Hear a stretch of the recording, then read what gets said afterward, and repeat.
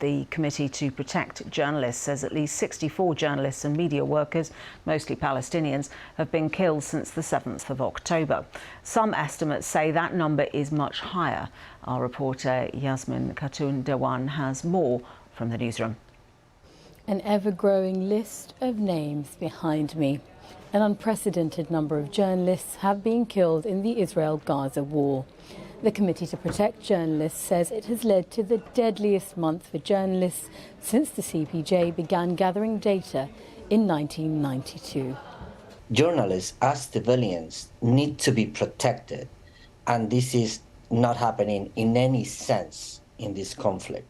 So what we are seeing is one of the most dangerous conflicts for journalists we've ever documented, with journalists bearing the brand of these attacks, most of them Palestinian journalists, who are the only source we have, the only witness we have on the ground to bear witness to what's happening.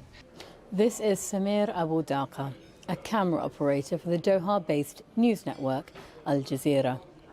These emotional scenes behind me here are from his funeral. The network said he was killed by an Israeli drone strike while he and his colleagues were reporting at a school used for shelter in Khan Yunis in Gaza, adding that paramedics were prevented from reaching Abu Daqa, who bled to death after being wounded by the strike. On the Israel-Lebanon border, a Reuters investigation found that their journalist, Issam Abdullah, was killed by Israeli tank shells that wounded 6 others. Rights groups say Israel should be investigated for possible war crimes over his death.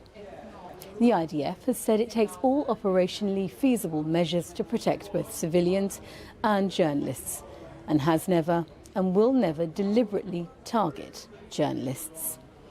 Beyond the at least 64 journalists killed, 13 journalists have been reported injured, 3 journalists reported missing, 19 journalists reported arrested, with multiple assaults, threats, cyber attacks, censorship and the killing of family members.